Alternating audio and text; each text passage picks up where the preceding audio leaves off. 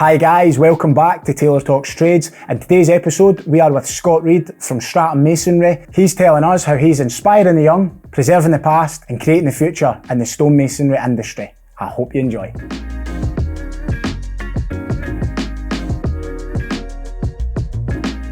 Hi Scott. How you doing? Welcome to Taylor Talks Trades. Thanks for having me, mate. I'll start where I always start. How did you get into the trades, mate? Quite a funny way of coming in originally. I left school to get a career in computing. Right. Went to college, done my higher. I done my second year of computing, my degree. I think the Ep40 was. And I realised I hated it. And then my late papa said to me, well, if you're not going to go to college, you're going to go and work on a site. Right. And he got me an interview with a company in Glasgow. Didn't know what a stonemason was. Didn't know what line mortar was. Got an interview, got the job.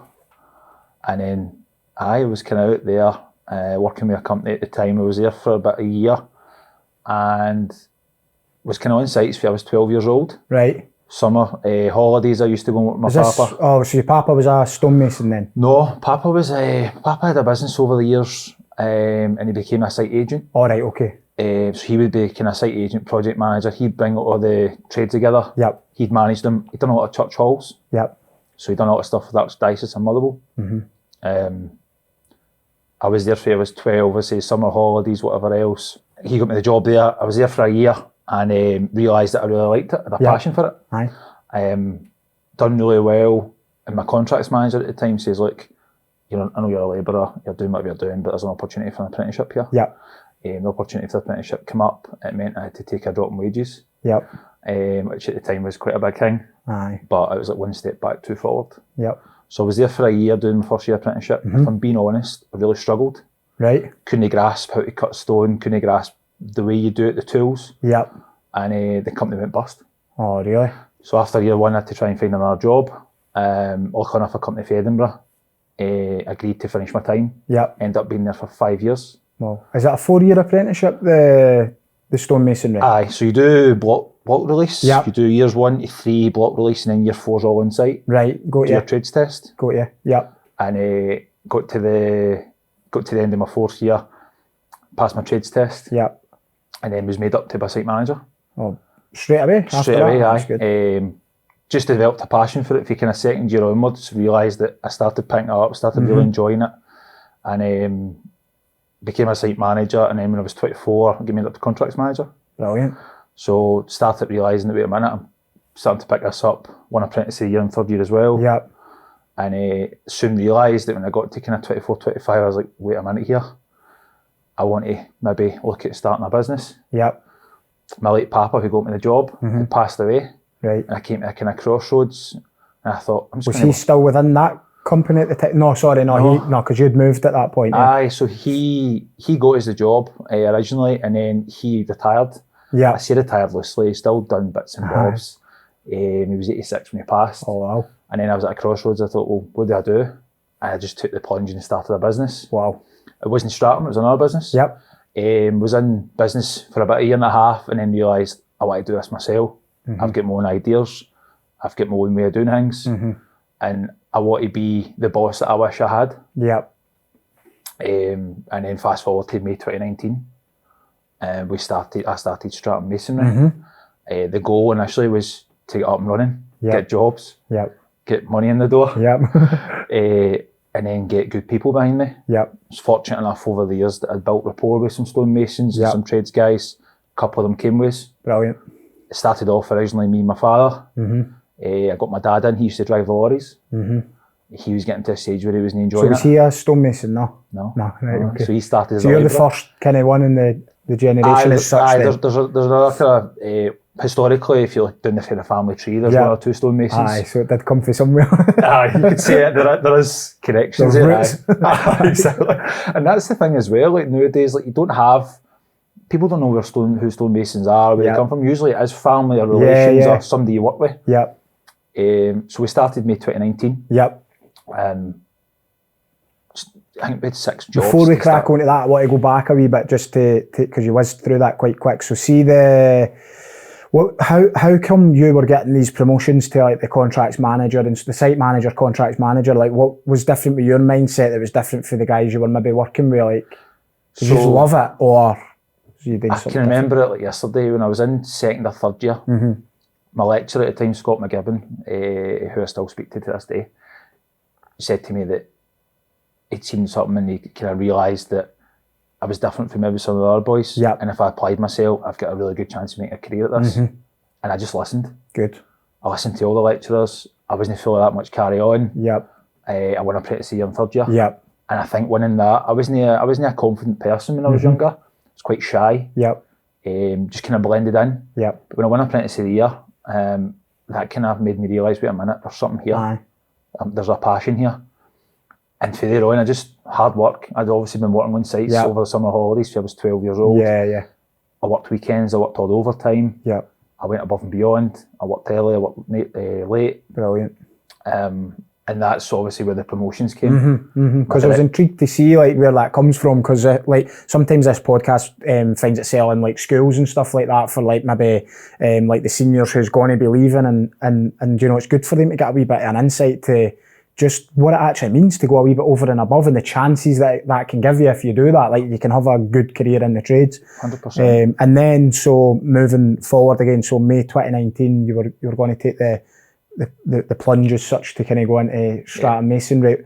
What was how was that process? Were you scared or were you excited? What was the scared? Because it's the fear of the unknown. Yep. We had, I think I had 2 or 3 jobs that I was doing at the weekends, and I thought, I'm just going to go all in. Yep. I said to my dad, I said, I'm going to start a company, do you want to come with me? Do you want to help? And he said, aye. He jumped at the chance. He was sick of being on the lorries, long driving. Yep. No really any way of moving things or anything like that, and kind of sitting idle for most of the day. So we took the plunge with, let's say, 2 or 3 jobs. Didn't know anything about marketing. Didn't know what marketing was. Didn't know what a brand was. Yep. Sounds very familiar to me starting up. You just Facebook page, and here we go. I knew, what I did know at the time is I knew that I wanted to promote what we do online. Yep. You've done a good job at that, see that? I appreciate that, mate. I wanted to show others how to get into the trade. Because like I say, if you look down, if you speak to stonemasons, other companies, it's always through word of mouth. Yep. You don't, it's not conventional. You leave school and you go, I want to be a stonemason. Yeah, I get you. Usually it's through a granddad, a nephew, or an uncle or something like that. Yep. So we did that. Me and my dad set up, we brought another guy on as well, a guy that I knew for years. Yep. And we worked away, we did these jobs. It was just all theirs under the sun. Yep. I was managing director, I was stonemason, I was labourer, I was driver. Yep. I was everything. Aye. Admin and that as well. Admin, sales, you name it. And then to be honest, May 2019, before the end of our first year in business, the pandemic hit. Yep. And we had 4 or 5 staff, including myself. We found out that my dad's health wasn't quite right for sites. Right, okay. He wasn't fit enough, which was a hard decision. So I obviously had to say to my dad that he couldn't continue. Yeah. And he went back to the lorries. Right, okay. And then the pandemic hit as well, so it was like a double whammy. Ah, right. We lost 1 or 2 guys through the pandemic because we had to shut. Yep. I think we shut for about 8 weeks. Yep. Anybody else that was left had to be furloughed. So there was me, who runs the office now. Yep. And there was a guy, John, who works with us still, and there was me. Right. So the pandemic hit, shut for 8 weeks, but I never furloughed myself. Right. Because we were a new business, we weren't entitled to any money or any grant funding. And I just worked online, creating videos, creating content. Yep. Try to stick out. Everybody was in the house, so I was trying to see how can we be the go-to people when everybody's scrolling on their phones for how many weeks or months. And we came out 8 weeks later and made 6 months worth of work. Brilliant, mate. With all these contracts. Yeah. And no furloughing myself was the best thing I ever did. Yep. And I said, it's a bit of a blessing, the COVID, like in that kind of way. Aye. The 8 weeks, I actually looked at it and I thought, right, where are we dropping the ball? Where can we improve? Yep. Where do we want to go? Yep. And we improved our sales processes. If there was one at the time, we created one. You got one. That was an improvement. How do we get better customer service? How do we be more personal? Yep. How do we attract staff? Yep. What sets us apart to just everybody else? And I remember getting it. We won a job during this kind of pandemic time, and once the government opened things back up, it was a 12-week project, biggest project we'd ever won. Yep. And I thought, how the hell are we going to do this? There's me, John, and May who deals with the office. Yep. May was only 6 hours a week. What was she like on the tools? The longest 12 weeks. I was close to saying to her, you might need to grab a hard hat and boots here. But May was part-time, she was 6 hours a week. Yep. Just to give you an idea of the scale of where we were at. Yep. And we just went for it. I started making inquiries, I started putting ourselves out there, I started speaking to recruiters, anything really. Yeah. And then very quickly we started to get 1 or 2 people. Yep. And they realised what it was I was trying to do. Yep. And then through word of mouth, they started telling people. And before you know it, we delivered the 12-week project on time, on budget. And by the end of that, we had 8 staff. Brilliant. Wow. And to be fair, it just kind of took off Quite from there. A jump, eh? It feels like yesterday. Being, yourself day to day, everything just kind of goes by as a flash. And then you think that was 2-3 years ago. Yep. And that's probably been the catalyst for us. Yep. Winning that job, genuinely not knowing how we were going to do it. Yep. Knew how to deliver it, but just with the resources and the labour. Yep. And we recruited to 8 staff then. What's the sort of, so see I know you're big on your core values. What's the company's core values then? So it's be passionate. Yep. I think if you're passionate, no matter what it is, you will deliver good work, excellent work. Yep. You'll go above and beyond. You'll take pride in what you do. Yep. You'll deliver your best work. Yep. Be progressive. It's another reason that I think the company's done what it's done in the last 3-4 years is personal development. Yep. I'm very big on it. Yeah. I do it myself. I spend a lot of time on it, improving myself and improving our staff. Yep. So we're always looking for ascension planning for our staff. Yep. And we've got a couple of staff at the moment. We've got one guy now that's been with us for 2 years, and he's come in, learned a craft, and he's a team leader. Brilliant. In 2 years. Yep. And it just shows you what's possible if you apply yourself. I always say that, like, if you're good enough, you're old enough as well. Like, it's kind of one of them, it's like, or if you're good enough, you've been doing it long enough, it's like, gone are the days that you've had to date 30 years to be good enough to lead a team. It's like... Well, that's the thing. Going back to ways to do it. Yeah. When I was a site manager and contracts manager with the company I served my time with, it's daunting. You're 23, 24. Yep. And you're talking to guys that are 40 and 50 years old. Probably more experienced than you've been on this planet. Yep. But the reality is that if you're willing to go above and beyond and you know what's right, yep, and they're willing to listen, it works well. Yep. But it is very daunting. But it shows what's possible. It doesn't matter what age you are. Yep. And it's... So passionate, progressive. Passion, progressive, inspire. It's another one. Yep. I want to inspire others. Yep. I want to inspire others into the craft, if that's with ourselves. I've seen that with your stuff online as well. I want to inspire people to do more, be more, have more. Because the thing is, there's a kind of misnomer out there that construction's a bad thing. Yep. It's like the bottom of the pile. Everybody wants to be YouTubers. Yep. Everybody wants to be influencers. But you still need the plumbers, the sparks, the roofers, the joiners, the stonemasons to maintain what we've got and also build what's to come. So that's why we want to push it. Yep. It's really important to me, and I think it's really important to the economy that everybody's still getting trades. Yep, absolutely. You can tell that your company's built on values. I resonate with it. Like when I remember when I first started up, and like a similar kind of story. It was like I was employed by a roofing company. I became a tradesman and whatnot, done my apprenticeship and everything, and then I was like doing like odd jobs at the weekends for people and building up quite a good reputation kind of locally for just being a good roofer and going and doing jobs for people. And I remember, like you said, it was like, so I'd take projects on, I was like, I'd never done this on my own before, but I knew that like some of their values, like hard work, trust, growth, giving back, like them sort of values, they were my values that kind of then became the company values in some way. And I just remember, like, whenever we had a big project and it was something I was a wee bit unsure of, I just knew I would deliver, because I'm like, I'll find a way. Like, it means too much to me to let you down here. So, do you know, if I'm hardworking and trustworthy, this will get done. Yep. And if I need to go and lean on somebody to pull them in to say, I need a hand with this or whatever, like, I'll do that. My ego will never be big enough to allow me to get the help and make sure the customer gets whatever they need. So I was liking that. Like, I like the kind of, it's just taking me back a wee bit, and it sounds pretty similar. But no, that's amazing. I think there's a whole cliche. I've had numerous people on the podcast that spoke about values, but it's like, people's like, oh, values, it's just something, it's no, like, you can see your values actually, they pour it in being passionate being one of them is like, you can see it, and I see it with your stuff online. So no, that's good. And where did you go for then? So how's it progressed for there? So you were up to 8 staff? So up to 8 staff, that was probably about 2020. Yep. And you know yourself, you go through peaks and troughs in business. Yep, absolutely. You get extremely busy, and then you maybe hit a week in a quiet spell, notoriously, given the weather and the kind of stuff we do. Winters are maybe a wee bit quieter. But since then, we've kind of grew a team. We're now sitting at about 20 staff. Wow. As of today. Yep. And I must admit, we've got an incredible team. Yep. They're a testament to themselves, the work that they do, but they've really all bought into what we're trying to do. Yep. They've bought into the hard work. They've bought into standards. They've bought into the values. And to be fair, only maybe the last quarter or so, we've done a values exercise with them, and we got them to give us their values. Yeah, that's a good one. And create them as a team.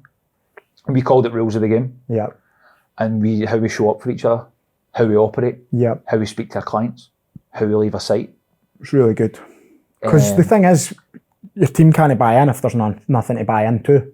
You know, so actually having the actual know-how and the taking the risk, because this stuff can be seen as a bit woo-woo and a bit cliche when you talk about values and 5-year visions and all of that, because it's like that wasn't a thing that was done in the generations probably before us. Like I never had that when I was employed. Neither. Nobody knew what was happening. You just, some Fridays we would turn up and half the boys would just get paid off, and it was like, what? Wow. It's like, I kept my job this week, brilliant. That's the 5-year plan. Survival. Absolutely. But it's like, I'm big on that, and like our team away days coming up again just soon, and that's the same thing that we cover. We kind of go back to almost where we started, where we've like what we've came through, where we are now, where we want to go, and then it's almost like the values and different exercises, like you say, getting the team to sort of maybe work with like on what their values are or what they think. If is there a new value we should propose that the company's change dynamic, and you know, maybe we should focus on new things and innovation and things like that. And then it's sometimes good to get,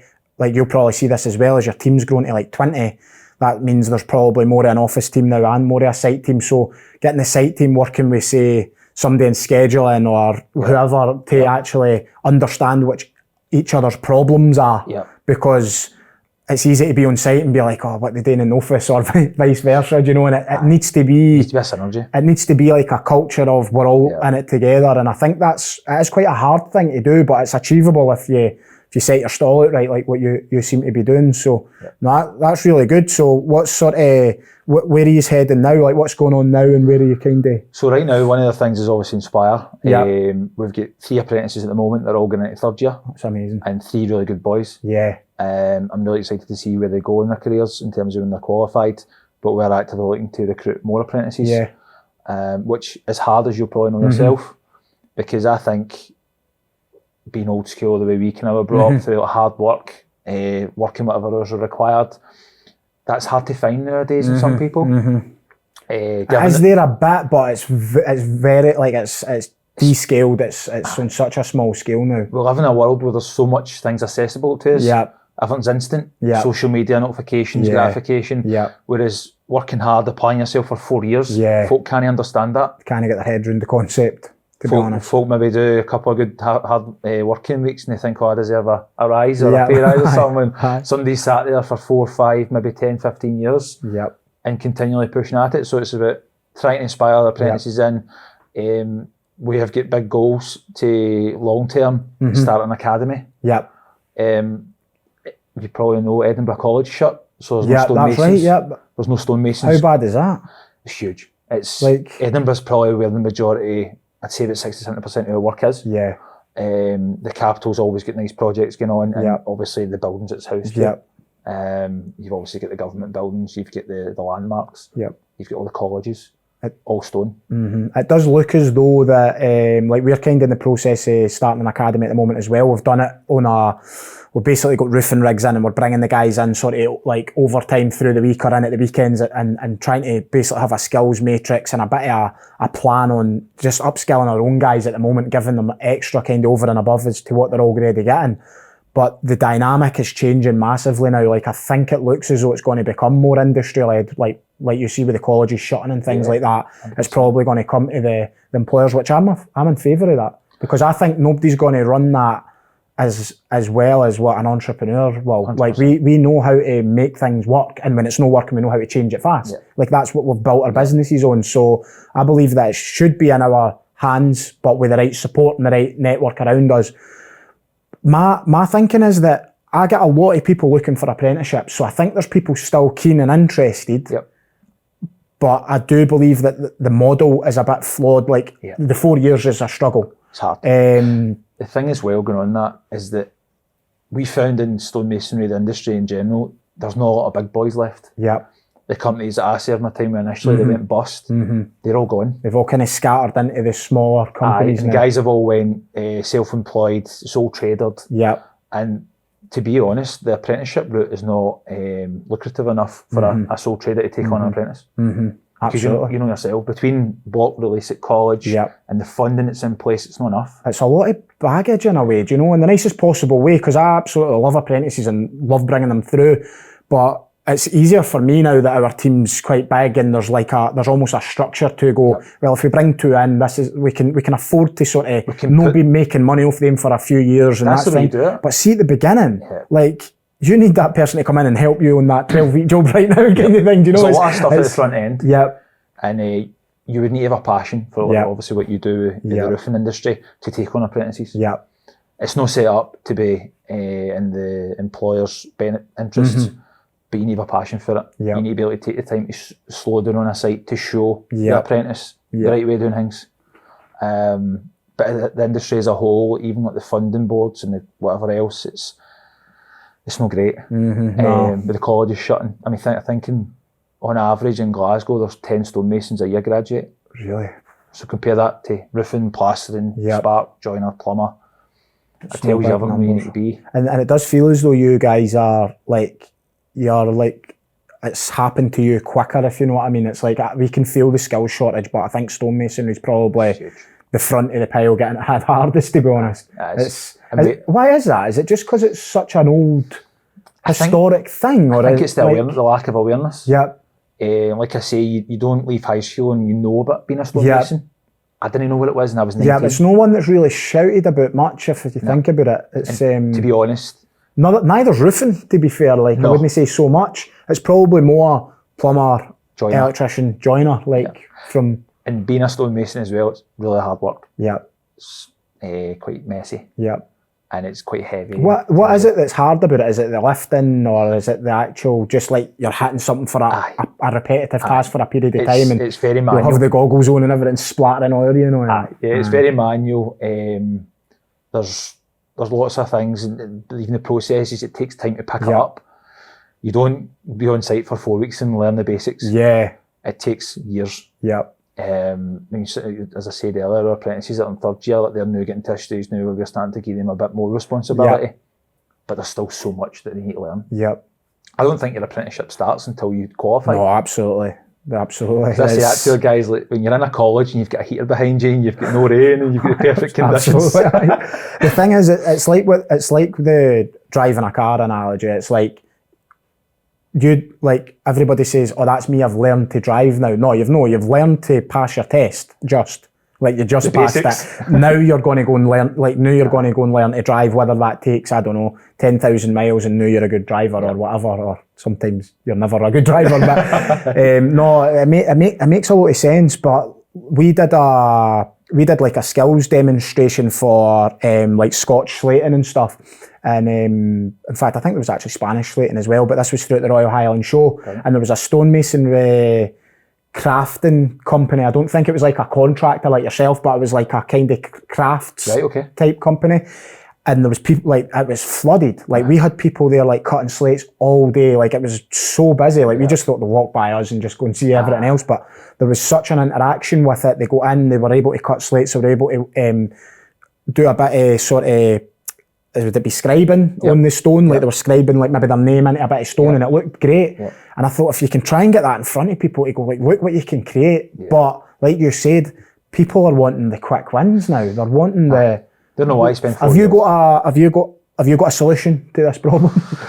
I think it's about the people that are passionate. I know you had Davey McIntyre. Yeah, David. Yeah. So I can see stuff that Davey posts and even the way he sets his company up. Yeah. people like Davey, ourselves and others should be try to collaborate. Yeah, absolutely. Try to create solutions. Yep. Rather than just say, and I know he's as passionate as what you are, so like if you two could get together, that would like be formidable, to be honest, you know, because it's like it's two heads working on the same problem. Yep. And I think that's a way to look at it. Like I've been collaborating with some of the other roofing contractors as well and saying, look, how do we solve this? Because I think the old days is sort of, oh, that's a competitor or whatever. It's like there's no really competitors now because there's an abundance of work that can't actually get done. Just took the words out of my mouth. You know, we grew up same as yourself, where it's us v them and all this kind of mindset. And for me, that's not how we operate. That's not how I believe in. I believe in there's enough for everybody. Yep. There's no race to the bottom. There's enough to go around. Yep. And it's about contractors coming together. How do we solve this? Yep. It's no point moaning about Edinburgh being shut. Well, what can we do? Is there somebody looking at an academy? Can we support that? Yep. That's it. It's like could so many chip in together and almost put in enough kind of behind it to say like let's start an academy, but it's almost going to be joint or whatever, or like how some partnership trying to leverage the sort of the problem, share the problem, I suppose. What see the actual the apprenticeship itself, is there any way like shortening this in any way, or is it like it's just not possible? I don't know the curriculum details, but 4th year on site full time until you qualify is quite a lot. Yep. But I understand why they do it. Yep. Because they want you to get that year's experience. Yep.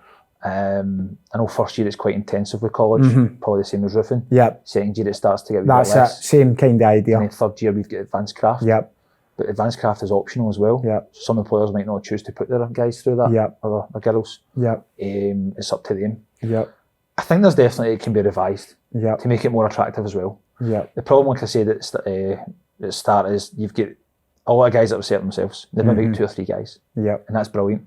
They're out there for a reason, they're making a living. Yep. And it needs to be that it's attractive for them to take on apprentices, because again, you're sharing that load. That's it. It's like how are they meant to really take somebody on and train them? It's like there isn't really a massive incentive for them to do that. If there's only 2 or 3 guys and you've got one of the first years away for 12, 16 weeks of the year, they can't have that. They need them there all the time. And it's the thing is, it's like they're at college, but then they come back, like they can't really take their holidays when they're at college. So they come back and then like you sometimes get it where they're away for 2 weeks on a block release and they come back and they're away on holiday for 2 weeks. And it's like there's a month that you've not seen that person. Or you spent 2 or 3 weeks with them. Yeah. And they're starting to build up a wee bit of knowledge and they're away to college and they come back and you think at the start you're kind of back to square one. Sometimes I feel as though like the colleges like slows them down a wee bit as well at times. Like I almost find as though, and there's probably got to be a balance because they've got to learn as well, but it's like it's almost like it is a bit too relaxed. And I don't know if there is just like an in-between model where you could be training on site. Like the model that we're probably trialling with now is, so we're doing like the MVQ2 in roofing, like the OSAT, so the on-site assessment. And basically, everything that's on the roofing curriculum, like to be signed off like on their portfolio, we don't always tend to do every bit of work that's on that. Right. So we'll maybe have the guys on site and then the assessor will come out and assess them on whether it's tiling, slating, lead work. Yep. And then what we'll do is like something that we don't do a lot of is like plain tiling, like the smaller ones. So like we'll set that up in the yard. Right. We'll have the roofing rig and it'll be like maybe going into a valley and different things around chimneys, and we'll do that there and they can get an assess there as well. So like we're thinking that's quite like it's new and you get up to 2 years to pass that. I think that's probably enough for roofing, but I'm still in the same boat that with you, is that I don't think they're done at that, but I don't think they're done at 4 years or 5 years anyway. It's just a continual progression. Always. So I don't know if there's anything like along the lines of that you guys, is there anything that exists like that, like an OSAT? So the portfolio stuff that you spoke about there is relatively new. We didn't have that when I was at college. Oh, really? Probably not when you were at college, I'm not sure, but I think we take evidence what we were doing in college. Yeah, we did, but we didn't need to go and kind of build our own portfolio. We didn't have people come out to site and showing, have you done this? Can you demonstrate ashlar walling? Can you demonstrate curved wall and arches? Yeah. That was done in college. That was your evidence. That's all changed now. So our apprentices need to demonstrate that on sites, and I believe the lecturers need to come out to prove that. Yep, nah, makes total sense. And what about all your video stuff, mate? I see you're doing quite a good job with that, and I do a bit as well, and I just take my hat off to anybody who does it. I actually remember when you say that, I think it was during lockdown, I remember you saying to me, I put a video up, and I think my neighbour, this shows you how long ago it was, my neighbour was cutting the grass, and I think you commented on it saying, can you edit that out, mate? Because all I can hear is the neighbour. Oh, no way. But at that time, it was like, forget about perfection. Just absolutely. Get it out. Get it out. The message will be there if the right people want to see it. But we've got Fraser in our office, in-house, and does all our marketing. Oh, brilliant. He's very good with a camera as well, so kind of the video stuff and the photos and the reels that you see is Fraser. Yeah. I'm very big on it. I didn't know what marketing, let's say, brand was at the start, but now I see the power in it. Yep. Some of the opportunities that came our way. Especially when you get to 20 guys or 20 plus, it's like, it's your duty to make sure you're a marketer now. Because that's what I say to your guys. It's my job now, it's my duty to fulfil and make sure that the work's there. I think as well, I say this to our team, like the marketing starts with everybody though. It's one of these things, it's the same as health and safety, everyone's responsible and plays their part, but the guys turning up, making sure that they've got their uniform that they've been provided with, they're wearing all their proper PPE and look the part, the van's nice and clean, we're similar to you, brand the vans, and you know, it's all about the signage and matching uniforms and stuff, but that's only good if the guys actually make sure they keep it in decent condition and wear it, and do you know how they chap the door and speak to the customer, and all these small wee details are all marketing, because it's that what you're leaving that impression with that customer, and then they're going to go and tell somebody else, oh, you should use these guys. They were the only ones that turned up with like a nice looking van or this, so we're on time, we're early. Yeah. It's marketing, like every single bit, and that's where you it's easy to say at the beginning you didn't know what marketing was or brand was, but you're actually building a brand by how, like, doing what you say you're going to do. Like, I remember even doing that just with, like, when I was doing the wee kind of homers, we call it. Would that be the same? That's what I started on. Doing the homers at the weekend, that's what I used to do, and it'd be like, you'd say, oh, I'll be there on Saturday, I'll be there at like 8 o'clock, and you turn up at 8 and they go, oh, that's good. That. But they're surprised nowadays. Aye. Like, oh, your guys were actually on time. Like, no, that's just the way it should be. Yeah. Well, we obviously ask our customers for feedback. Yeah. And we find out that people are turning up late, people are not turning up at all. Yeah. And we'll have clients that will maybe come to us and they'll say, oh, can you help us out? And we always say, look, this is our diary. Yeah. Are you prepared to wait? Be upfront and honest. Exactly. Be transparent. That's another one of our values. Yeah. Good. And they'll say, oh, look, we really need it done, say, in the next few weeks. Well, usually we can't really do that. We're not a reactive business. Yeah. And what you find is 2 or 3 weeks will pass and they'll phone back. Yeah. And they'll say, look, I know you can't do it now, but we can't get empty. Yeah. Folk are not answering the phone. Folk are answering the phone. And they're booking an appointment. They're not showing. No going. And I think in this day and age that doing what you said you will do is starting to become lost. And I remember when I first started in business, I think it was my dad said to me that if you show up when you say you will, you'll be 90% ahead of the rest. And I thought, nah, can it be? That's so true. And it's so true. It's so true. We've built our kind of model, like our front end model around that. That's why we've had the roofers that came off the tools, trained up as surveyors, and basically like they go out, so with our software, the client will phone in and they'll get like a guaranteed 1 hour arrival time slot. Brilliant. So their diaries are booked, so they'll kind of go to like 4 or 5 appointments every day. And then like, so when they're going to that person's house, like they'll start their PDA and basically click that they're on the way. That then sends a text message to the customer to say, Stuart, your surveyor for today is on his way, and you can track them in that. So as long as they're not nipping to McDonald's on the way,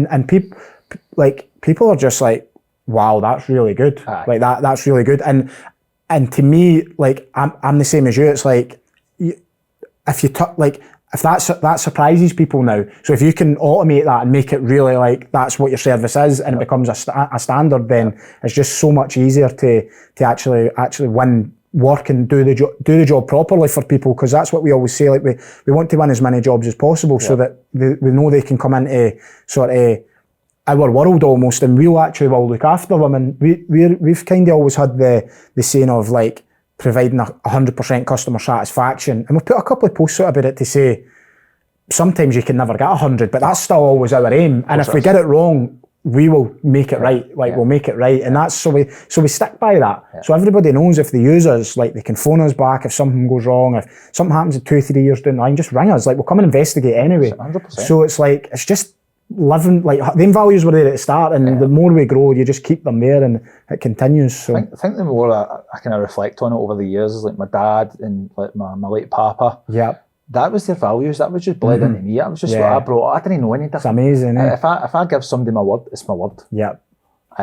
This day and age maybe it's a wee bit different, but just what you're saying there. Another thing as well, just going on social media and the customer satisfaction thing.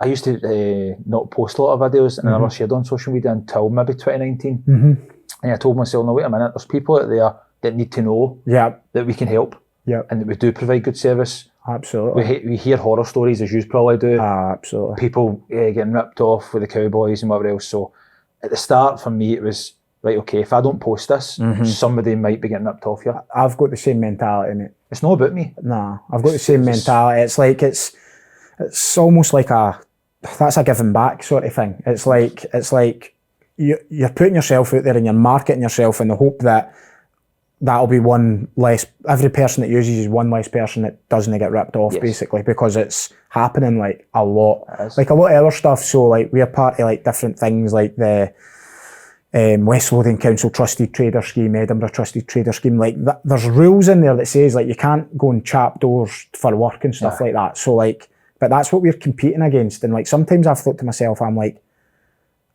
should we be chapping doors and like protecting these people? Then I'm like, no, it's just like, it just shouldn't be allowed at all, and that should be it. But I see that a lot, like whereas like somebody will chap the door and put the fear into the customer, especially sometimes when it's somebody older that's maybe on their own now, and they'll say, oh, this roof's all weekend or whatever, or like in your case it might be all the stones on acred, and then 9 times out of 10 they're going to put like sand and cement mortar onto that stone. It's all going to fall, it's going to fail. You're going to come out and do a video about it, about how that shouldn't have been used, and then you're going to get all the lime mortar into it. But no, it's a good way of looking at it, mate. And I think there's almost, I think our generation and maybe the generation before us, social media probably wasn't as big, and it's became probably quite big in our business journeys.